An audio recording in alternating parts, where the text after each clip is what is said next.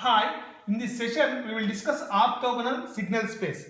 In the previous session we have discussed orthogonal vector space. So from the same concepts we use for orthogonal signal space. Let us see what is this article. Very important article in the examination and a very simple article also. Let what we consider let g1 of t comma g2 of t comma so on gn of t are n mutually orthogonal signals in the interval say t1 comma t2. What we have considered, g1 of t, g2 of t, so on gn of t are n mutually orthogonal signals. So from the definition of orthogonal signals which we have discussed previously, what we can write? So that is what we can write, integral t1 to t2 gj of t into gk of t dt. So that means the multiplication of orthogonal functions is 0 for j is not equal to k. So what is the meaning of this? g1 of t into g2 of t dt is equal to 0, because from the orthogonal functions definition, so g2 of t into g3 of t dt is equal to 0. That means any function multiplied with other function, if we integrate, the answer is 0. So that is the meaning of this statement. And again we write one more integral equation, t1 to t2 gj square of t dt is equal to k suffix j. That means if you only integrate g1 square of d dt k1, g2 square of t dt k2, like that gn square of t dt kn. So like that we use. So we have defined this based on, we have considered that g1 of t, g2 of t, so on gn of t are n mutually orthogonal functions such that they satisfy these two relations. Now, so similar to any vector, so I am taking any signal x of f of t, any signal f of t can be approximated using these n mutually orthogonal signals as. So what I am doing, I am approximating a function f of t, with this n mutually orthogonal functions as c1 g1 of t plus c2 g2 of t plus so on cn gn of t. So we are approximating this in the interval t1 to t2, just like a vector a is equal to c1 x1 plus c2 x2 plus so on cn xn, what we have discussed in vector space. Instead of a we are taking a function, instead of unit vectors we are taking orthogonal functions. So therefore f of t is approximately equal to c1 g1 of t, c2 g2 of t, so on cn gn of t. So I am writing this as summation r is equal to 1 cr into gr of t, that is c1 g1 of t. The same expression comes when we substitute r is equal to 1 to n. So the error in this approximation, similar to that, the error in this approximation is, it is represented with fe of t. So that is equal to f of t minus this, that is the error in this approximation. So that is f of t minus summation r is equal to 1 to n cr into gr of t. So what we want to do, we want to minimize this error. So what we have to minimize, we have to minimize the mean square error. Remember that we have to minimize this mean square error. So therefore the mean square error, I am writing the mean square error in this in this approximation, the mean square error in this approximation is, so it is represented with epsilon, as you know the formula for, therefore 1 by t2 minus t1 integral t1 to t2 fe square of t dt. So you can, why this is called as mean square? So this is the square. So in mathematics this is called as, dividing with the time is called as mean. So that's why it is called as mean square error. So that is what this term is called as, mean square error. Just substitute fe of t from equation 1. So substitute fe of t in this equation. So let us do that. So therefore FER, so therefore what is the mean square error? Epsilon is equal to 1 by t2 minus t1. So what we are objective? So finding mean square error. So that is integral t1 to t2. So what is FE of t? F of t minus summation r is equal to 1 to n CR into GR of t whole square, FE square of t dt. So let us square this. 1 by t2 minus t1. So integral t1 to t2. Let us square this. F square of t plus summation r is equal to 1 to n CR square into GR square of t minus 2 into f of t, that is a minus b whole square formula. Summation r is equal to 1 to n CR into GR of t, put all in one bracket, and dt. So what we want to find, remember that what we want to find, we want to minimize this mean square error. What is our objective? Our objective is to minimize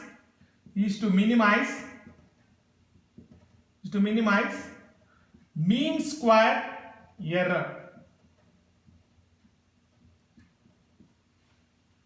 That means we have to find out the best value of C1, C2, C3, so on, Cn, such that this error will be minimum.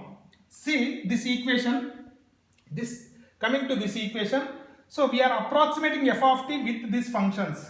So where these are the coefficients, components C1, C2. So what we want to find out? We want to find out all these components C1, C2, C3, so on, such that the mean square error, that means if we add all of this, f of t will come. So therefore what we want to find? We want to find out best values of C1, C2, C3, so on, such that if you substitute this in this equation, the sum will result in exactly f of t. So that is what our objective. We want to find out these components. So therefore, in order to minimize the mean square error, we want to find out the best values of C1, C2, C3, and so on, Cn. So for this purpose, what we will do that? So dou epsilon by dou Cj, make it as 0. So where j is equal to 1, 2, 3, so on, n. So that means differentiate this equation with respect to C1, for example. Differentiate this equation with respect to C1 to find out the value of C1. Differentiate this equation with respect to C2 to find out the best value of C2. Like that we have to take n differentiations. Instead of that, I am making a generalized differentiation where we find out the value of Cj directly. If we substitute j is equal to 1, we get C1 component. If we substitute j is equal to 2, we get C2 component, like that. So now differentiate this equation with respect to Cj and equate it to 0. 1 by t2 minus t1 will go to the right side and will become 0. So take dou by dou Cj inside this equation. So therefore I am writing integral t1 to t2 f square of t differentiation with Cj is equal, or again write here. So dou by dou Cj of 1 by t2 minus t1 will go to the right side, it will become 0. F square of t, I am little bit expanding to understand this equation. Let us expand this term. I am expanding this term. So that is C1 square G1 square of t plus C2 square G2 square of t plus so on plus Cj square Gj square of t plus so on cn square into gn square of t. So this is the expansion of this term. So let us expand this term in the similar manner. So that means minus 2 into f of t. So what is this expansion? C1 g1 of t plus so on cj gj of t plus so on cn gn of t. So put the entire bracket, entire one term and dt. So is equal to 0. So let us take dou by dou Cj inside. So we will get the answer very simple. So integral t1 to t2. So dou by dou Cj of f square of t f square of t is 0. Let us take dou by dou Cj. This term is 0. This term is 0. Only this term with respect to Cj will become 2Cj into Gj square of t minus all the rest of the terms are 0 minus 2 into f of t into, if you differentiate this equation with respect to Cj, what it will come? Gj of t put all in one bracket. So dt is equal to 0. So that means dou by dou Cj of g1 of t 0. So dou by dou Cj of this term is 0. Only dou by dou Cj of this term will remain Gj of t. So 2 f of t into Gj of t term will remain. So therefore, what is our objective? Our objective is to find out the component Cj. So take 2 to the right side, it will become 0, and let us integrate, let us separate these terms. So therefore integral t1 to t2, take Cj outside, Gj square of t dt, take one integral to the right side, t1 to t2, f of t into Gj of t dt.